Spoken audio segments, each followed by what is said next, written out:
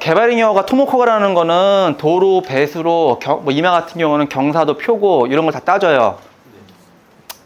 근데 이제 건축허가 자체는 아까 말씀드리는 그 뭐 정화조필증, 그리고 또 상수도면 상수도 필증, 그 전기 필증, 그리고 뭐 판넬 같은 경우는 시험 성적서 판넬 필증 다 있어요. 그런 걸 다 건축가에서 다 보는 거예요. 이거는 토목가에서 보진 않아요. 이거는. 예. 그래서 개발행위만 개발행위만 허가 났다, 토목허가만 났다가 건축허가 들어왔는데 갑자기 이런 거 하나 빠졌다. 그럼 건축허가 안 나는 거예요. 예. 그러니까 건물이 복잡한 거는 당연히 건축허가까지 조건부를 건축허가까지 걸어야죠. 복잡한 건물은. 예. 3부 토건과가 계약금만 받고선 매각을 어떻게 전매식으로 했느냐 그 질문이었죠. 네. 미등기 전매라는 건 여러분 이거 계약서 하나 내 거 실제 거 계약서 하나 펴주죠 그냥. 여러분도 솔직히 이 계약서 내가 정말 내가 좋아하는 제자들 아니면은 이거 발행 안 하거든요. 이 계약서 몇 장에 엄청난 노하우가 다 숨어 있어요. 내가 재판을 적게 했다 많이 했다? 엄청나게 많이 한 사람이에요. 그러면 살아있는 데이터로 다 적었겠죠. 확실한 걸로 검증된 문구로만. 이 검증된 문구 자체가 경험에 의해서 다 녹아진 문구이기 때문에 이 자체가 돈이에요. 큰 돈. 이게 1억짜리 땅을 살 때도 쓰이고 100억짜리 땅을 살 때도 쓰이는 거야. 형식은 비슷하기 때문에. 예. 뭐 찍어봐요. 어떻게 하겠어요, 그거. 내용을 다 이해하셔야지. 잠깐, 이거 위로 좀만 이렇게 해보실래? 매수인이 보면 TY 개발 저 회사 나와 있죠? 네. 근데 여기 뭐가 써있네? 왜 1인 써있네? 네. 왜 1인? 왜 1인일 때도 있고, 왜 2인일 때도, 왜 3인일 때도 있겠죠? 네. 그건 내가 예정을 하는 거야. 타겟을. 가져갈 사람, 최종 소비자를 내가. 이해했어요? 네. 네. 그러면, 자, 여러분들이 이런 식으로 박효근이잖아? 박효근 왜 3인, 5인 써놨어? 땅 평수에 따라서 자르는 거에 따라서 틀리겠지. 필지가 나오는 거에 따라 틀리겠죠. 왜 몇 명인지는 예상을 하는 거니까. 그럼 이런 식으로 왜 몇 명을 써놓고 특약사항에 뭐가 써있냐? 이 특약 길긴 긴데 특약에 뭐가 써있냐? 박효근이 즉 TY 개발이 지정한 자 앞으로 매도인은 인허가 동의 및 그러니까 개발 인허가 낼 수 있게 인허가 동의서. 여기서 인허가 동의서가 뭘까요? 인허가 낼 수 있게 동의서 해주는 게 뭐냐고. 토지사용 승낙서라는 거야. 토지사용 승낙서. 그러니까 땅 주인이 만약 김철수야. 김철수 땅 주인님이 내 땅을 공정허가 내라고 인감 첨부해갖고 김철수 땅을 인감 첨부해서 동의서 해주는 거야. 토지 사용 승낙서. 저건 5,000평인데 땅이 저 5,000평 내 허가 뭘로 냈냐면은 이것도 얘기를 해줬구나.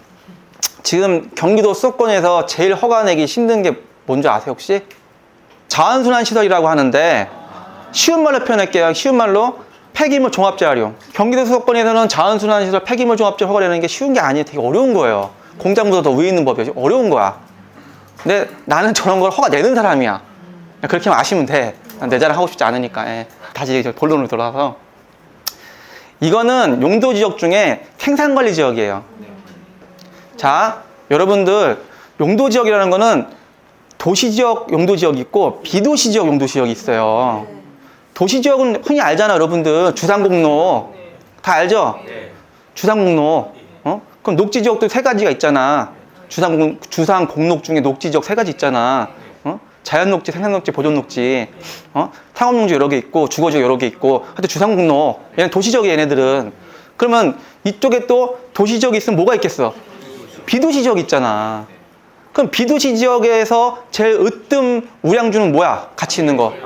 그러면은 비도시 지역은 큰 축에서 관리 지역, 즉 계획관리, 생산관리, 보존관리. 그리고 농림지역. 농림지역은 농업진흥구역, 농업보호구역. 그쵸? 또 있어. 자연보존지역. 물론 이 밑에 있는 자연보존지역 내에서도 또 돈 될 것들이 있어. 근데 있는데 그것까지 어디서 못 풀어 내가. 그건 하이 클래스라서 나중에 못 풀어. 여러분들이 뭐 공인용산지, 뭐 수자원 보호구역, 보알림 이런 거를 개념을 공부를 미리 숙제를 해와야지 내가 말할 때 먹히는 거지. 하여튼 그것도 그렇다 치고. 자, 관리 지역이 계획관리, 생산관리, 보존관리가 있어요. 이 비도시 지역에서 제일 으뜸인 거는 계획관리 지역이야. 그 정도는 아세요? 예. 그러면 계획관리 지역에서 계획관리 지역은 건폐율 용적률이 높고 자연녹지가 높을까 계획관리 지역이 높을까요? 건폐율 용적률이. 계획관리가 훨씬 높아요. 자연녹지는 건폐율이 20%밖에 안 돼. 계획관리 몇 프로? 40%잖아요. 40%. 그러면 계획관리 지역이 건폐율 높고 아무거나 다 개발할 수 있는 계획관리 지역이야. 그 밑에 게 뭐다? 생산관리 지역. 그 밑에 보존관리 지역이잖아. 자, 그러면은 여러분들 이 21가지 용도 지역을 왜 공부를 해야 되냐면요. 이 21가지의 용도 지역의 모법이 뭐야? 어디서 파생된 거야, 이게? 큰 소리를 내, 방금 말한 사람. 국계법 맞아요. 국토유휴 및 계획관한 법률 국계법. 예? 국계법에서 용도 지역을 정의하고 있잖아요. 응? 토지는 국계법이 되게 중심이란 말이에요. 그러면은, 자, 공장을 때려짓던, 근생 상가를 때려짓던, 이런 자원순환 폐기물도 마찬가지고, 계획관리 지역에서는 될 가능성이 높겠죠. 물론 타법용도도 봐야겠지만은, 일단 계획관리 지역이면 일단은 가능성이 큰 거고요. 자, 그러면 공장은 보통 계획관리 지역에서 허가를 낸다라고 알고 있지만, 폐기물도 계획관리 지역이니까 계획관리 좋다고 알고 있겠지만은, 이 땅 5,000평은 생산관리 지역이라니까? 생산관리 지역에서 폐기물 종합재활용 제일 어려운 걸 냈어. 생산관리 지역에서. 공부하신 분들조차도 잘못 알고 있는 상식이 있다는 거예요. 공부하는 사람조차도.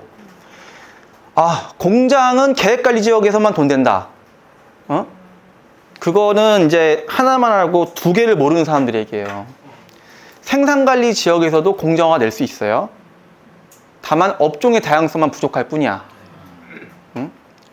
그리고 폐기물 종합재활용 자원순환시설 허가도 계획관리 지역에서도 허가 낼 수 있고 생산관리 지역에서도 1대1 똑같이 허가 낼 수 있는 거예요. 똑같은 업종을 다 허가 낼 수 있는 거예요. 자원순환시설 종류 다 허가 낼 수 있는 거 똑같이. 계획관리, 생산관리 똑같아요. 공장 업종 많죠? 그걸 산업코드라 그래요. 우리가 산업코드. 이 산업코드가 뭐냐면은 대한민국에서 정해놓은 산업정책에 대한 산업코드가 있어. 공장 업종마다. 얘는 프레스, 얘는 금형, 얘는 CNC 선발, 얘는 압출 등등 많잖아. 이 공장 업종에 산업코드가 다 분류가 돼 있어. 엄청 많아. 한 200~300개 돼. 이 산업코드 전체를 계획관리 지역에서는 거의 다 받아줘. 근데 생산관리 지역에서는 거의 3분의 1밖에 안 받아줘. 3분의 1도 아니야. 5분의 1밖에 안 받아줘. 업종의 차이만 있는 거, 공장에서는. 생산관리에서 공장을 아예 못 짓는 게 아니고 질 수 있는데 업종 차이가 있을 뿐이에요. 근데 이 자원순환시설은 업종 차이가 있다 없다? 거의 없어요. 이게 디테일의 차이라는 거예요. 만약에 땅 주인이 이게 계획관리 지역이면 평당 100만 원에 내놓을 곳을 생산관리 지역이니까 5, 60에 내놓을 거 아닙니까? 자기 땅 군번 이거밖에 안 되니까. 근데 수도권 지역에서 제일 돈 되는 허가가 뭐다? 자원순환시설 아닙니까? 제 꼭대기 있으니까. 근데 이게 법에 구멍이 있네. 생산관리 지역에서도 자원순환시설 되네. 똑같은 업종 1대1로 구사할 수 있네. 이해하세요? 네. 이게 디테일과 집중력과 돈 되는 거 보는 시각의 차이예요. 그럼 계획관리 지역에서 자원순환시설 중국 내에서 잡종지 바뀌는 경우하고 생산관리 지역에서 잡종지 바뀌는 경우하고 은행 감정가가 많이 차이 날 것 같아요? 비슷해요. 결과값이 비슷하니까 비슷해요. 네. 자, 그러면 생산관리 지역은 계획관리 지역은 건폐율 40%, 생산관리 지역은 건폐율 20%밖에 안 돼. 자원순환시설 폐기물 종합재활용 하는 사람들은 마당을 많이 써, 건물을 많이 써? 마당을 많이 쓰죠. 그게 현상이야. 시장이고. 그럼 디벨로퍼는 아까 분명히 뭐라 했죠? 축구감독이야, 축구감독. 즉, 돈이 되냐 안 되냐를 따질 줄 알아야지, 디벨로퍼는. 그럼 누가 감히 생산관리 지역에서 자원순환시설 허가난다는 발상을 할 것이며, 계획관리 지역이 아니니까 일단 상식적으로 생각 못 할 것이며, 이게 잡종지로 바뀌었을 때 계획관리 지역 결과값과 생산관리 지역 결과값이 같다는 걸 누가 알고 있어, 이거를. 경험의 차이, 이거는. 예. 금융권에 대한 속성을 다 알고 있는 거야. 감정가에 대해서. 땅을 살 때 평당가를 저렇게 기술하는 게 좋을까요? 안 좋을까요? 자, 예를 들어서 농지가 1000평 있어. 야, 전이야, 전. 밭. 밭대기가 1000평이야. 임야가 1000평이야. 그러니까 산 임야. 임야가 1000평, 밭이 1000평. 똑같은 1000평이잖아요. 네. 그러면 이 농지 1000평 살 때 평당가를 써놓는 경우, 이 임야를 1000평 살 때 평당가를 써놓는 경우, 이거를 전문 용어로, 원래는 공부하는 용어로 수량매매 기법과 필지매매 기법이라고 해요. 그건 그냥 다 집어치우시고 그냥 개념만 알면 돼. 개념만 알면 돼요. 개념만 알려줄게. 이렇게 핵심만 알면 돼. 자, 농지는 나중에 토목공사하고 중국나고 지목이 바뀔 때 농지는 평수가 바뀌는 수가 있을까 없을까? 그러니까 뭔 얘기냐면, 자, 전이야 1000평이 1-1번지가 뭐 화성시 뭐 향나무 어디 농지 1-1번지야. 1-1번지 농지 1000평이 준공이 나서 장으로 바뀌었어. 그럼 이 1000평이 장으로 바뀌었을 때 지목이 바뀌었잖아. 네. 그럼 토지대장이 바뀌어 안 바뀌어? 바뀌잖아. 전일 때 1000평하고 공장 부질 때 1000평, 공장 부질 때 토지대장이 이게 바뀐단 말이야. 네. 공부 정리가 된다고. 그러면 1000평짜리가 전에서 장으로 바뀌어. 토지대장이 장으로 바뀌었어. 공부 정리 됐어. 네. 평수가 바뀔까 안 바뀔까? 안 바뀌어요. 안 바뀌어요. 안 바뀌어요. 농지는 절대 안 바뀌어요. 근데 자, 임야는 바뀌어요. 예. 3번지. 그러니까 앞에가 산 1-1번지야. 예를 들어서 1-1번지 인 경우가 있고 산 1-1 써 있는 경우가 있어. 내가 말하는 건 앞에 산이 있는 경우야. 산 1-1. 산 1-1 1000평을 등기부등본 보고 토지대장 보고 계약했어. 뭐 1000평을 갖다가 평당 산 1-1번지를 1000평 등기부등본 1000평을 평당 60만 원 주고 6억에 계약했어. 토목공사에서 또는 인허가내서 장으로 바꿨어. 공장부지 똑같이 토목공사 장으로 바꿨어. 장으로 공정이 됐단 말이야. 근데 1000평이 갑자기 900평이 되는 거야. 이런 수가 있을까 없을까요? 있어요. 3번지는 있어요. 그걸 등록전환이라고 하는 거예요. 왜냐면은 3번지의 축적이 몇 분의 몇인 줄 아세요? 지역도 띄면은 3번지는 지역도를 띄면은 축적이 6000분의 1이야. 그러니까 6000배를 줄인 거야. 이해 가요? 6000분의 1. 근데 갑자기 3번지 토목공사에서 건물 줘서 장으로 바꿔서 공부 정리했어. 그 공장부지 토지대장 나왔을 거 아니야, 그러면은. 그러면 이게 갑자기 1000평짜리 900평을 준 거야. 근데 축적이 몇 분의 몇이야? 1200분의 1이야. 이해하셨어요? 이 아까 전일 때 축적이 몇이냐? 1200분의 1. 또 장으로 바뀔 때 축적이 몇이냐? 1200분의 1. 근데 3번지는 6000분의 1, 장으로 바꾸니까 1200분의 1. 이해했어요? 이걸 보고 등록전환이라고 하는 거야. 지도를 보는 축적이 아예 바뀌는 거야. 예전에 우리나라가 일제강점기 이부터 해가지고 이 지적, 이 국토에 있는 모든 지적 대장이라는 게 온전할 것 같아요? 안 온전해요. 엉망인 시절이 있었어요. 엉망인 시절이 있다가 한 70년도쯤인가 그때부터 전산화되면서 그때부터 국토조사를 다시 한 거야. 네. 그러니까 옛날에 일제강점기 때 쓰던 지적하고 지금 안 맞는 거야. 안 맞는 거야. 그게 지금도 많아요. 특히 3번지가 다 그래. 3번지는 다 그런 거야. GPS 지금 인공위성하고 예전 일제강점기 이후로 만든 도면하고 안 맞는 거야. 그래갖고 이 축적이 6000분의 1이 1200% 바뀌면서 이게 충돌되는 거야. 안 맞는 거야. 지금 우리 그 지적공사 하는 거 안 맞는 거야. 예. 그래서 축적이 안 바뀌면 다행인데 얘는 1200분의 1200분이니까 안 바뀌잖아. 얘는 축적이 바뀜으로써 충돌해서 평수가 줄어버리는 거야. 그걸 등록전환이라고 하는 거야. 그러면 죄송한데 질문인데요. 예. 임야 같은 거면 낙찰받으면 측량을 한번 해줘야 되는 건가요? 자, 여러분들이 아셔야 되는 게 아까 말씀드렸죠. 3번지일 경우겠잖아요. 3번지만 오로지 6000분의 1이야. 그쵸? 근데 여러분들이 아까 3번지 빼고 앞에 산 날리고 1-1 임이야, 임. 예, 예. 이 임은 축적이 몇 분의 몇이야? 1200분의 1이에요.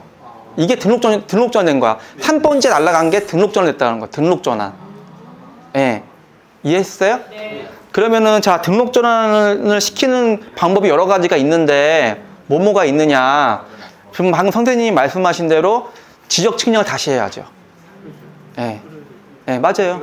경계 측량을 하든 분할 측량을 하든 또 현황 측량을 하든 측량 기법을 이용해서 다시 축적 다시 매게 되는 거야.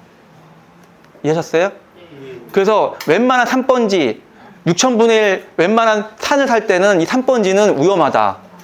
평수가 주는 게 많을까요? 반대로 느는 경우도 있을까요? 100개를 시도하잖아요? 90개가 줄어요. 예. 거의 줄어요, 다. 거의 줄어. 거의 줄는데, 나같이 전문가들은 어떻게 그걸, 자. 자, 노하우 알려줄게요. 땅준이 산 10,000평짜리 주인이야. 이게 10,000평이면 무지 큰 거야, 땅값으로 이게. 10,000평짜리 주인이야. 그냥 평당가니까 10,000평짜리 주인이야. 아유, 저 박 회장 뭐 저기 10,000평 나 평당 뭐 한 100만 원만 줘. 목 좋은 땅이야.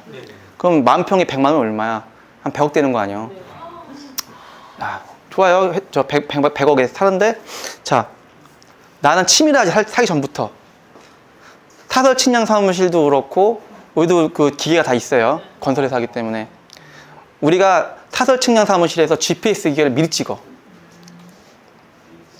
뭐냐면은 우리가 그 GPS 항측을 다운받은 다 있어요. 그게 다 토목 측량 사무실 같은 거다 갖고 있어요. 다 있어요. 예. 그래갖고 우리가 사설 측량을 해가지고 미리 우리가 GPS 측량한 지적값하고 한번 씌워봐요. 우리가. 그래서 등록전환 됐을 때 결과값하고 우리가 미리 예상하는 게 좀 있어요. 예, 예. 그래서 했어. 10,000평 샀는데 이거 뭐야? 11,000평으로 늘어버리네? 이런 경우가 있을 것 같아, 없을 것 같아요? 현실이요? 있어. 난 그렇게 해먹어, 솔직히. 있어. 그러면 보세요. 여러분들이 물론 이제 느는 경우가 드물지만은 있단 말이야. 그걸 미리 간파할 수 있다, 없다? 간파할 수 있어요. 있다고. 있기 때문에. 그럼 1,000평에 100만 원 얼마야? 10억이잖아. 자, 그럼 여기서 중요한 거 자. 계약서 문장 하나에 10억이 왔다 갔다 하는 거야. 그럼 여기서 말씀드린 내가 필지매매 기법과 수량매매 기법이라고 어려운 말 썼어. 평당가 아까 같이 60만 원 먹인 거를 뭐라 그러느냐? 수량매매 기법. 그쵸? 근데 평당가 60만 원이라고 평당가 기재 안 한 걸 뭐라 그러냐? 필지매매 기법. 자, 10,000평 이하가 평당 100만 원으로 합의합시다. 모든 땅은 평당가를 협의하니까. 그럼 100억이네요. 그럼 10,000평 1-1 10,000평 100억 썼어. 끝이야. 이게 무슨 기법이야? 필지매매 기법. 근데 1,000평 느네. 1,000평 느네. 아, 그게 꺾었다. 그치? 100억을 써야지, 그쵸? 근데 필지매매 기법 가야죠. 그럼 나는 11,000평이 나와서 눈치를 까더라도 100억으로 끝나. 100억으로 끝나는 거 그냥. 필지매매 기법 끝나는 거 그냥. 근데 만약에 이거 1,000평 준다. 내가 10,000평 대비해서 2,000평 주고 봤어 내가. 하여튼 1,000평 준다. 1,000평 주네. 그러면 9,000평만 남네 이거. 허가 나 이거 측량이니까 9,000평만 남네. 9,000평 남으니까 결국 10억 날라가네. 산주인은 10,000평으로 알고 있는데. 그러면 이제 여기다 특약사항이 뭘 써야 돼? 평당가 써야 돼, 안 써야 돼? 써야죠. 평당가 100만 원을 써야죠. 그거를 수량매매 기법. 그러면 딱 아유, 야 어르신 10,000평 100억에 계약합시다. 10억 계약금 질렀어. 어르신 땅 경계 받는 저 측량 좀 해볼게요. 그래서 이제 그 어르신 동의서 받아서 내가 대한지역공사에 측량 신청했어. 지금은 한국국토정보공사라고 해요. 나 옛날 말에 익숙해가지고 대한지역공사에다가 측량 신청했어. 지적공사 팀들 나와서 측량 다 해. 해서 성과도 나왔고 등록전환 시켜보니까 뭐 젠장 1,000평 줄잖아. 9,000평 됐네 진짜. 예상대로 9,000평 됐어. 근데 어르신 이거 내가 측량하니까 측량하니까 9,000평이래요. 내가 소유권 등기하는 게 몇 평? 9,000평이에요, 어르신. 저한테 만평 판 거 아니에요. 9,000평이에요. 그럼 뭔 소리 하는 거야? 9,000평이 평당가라고 나랑 어르신이 쓴 게 수량매매기 뽑아 썼잖아요. 100만 원에. 평당가 100만 원에 이렇게 기입이 돼 있잖아요. 그럼 90억이죠. 누가 이겨? 내가 이기는 거야. 예.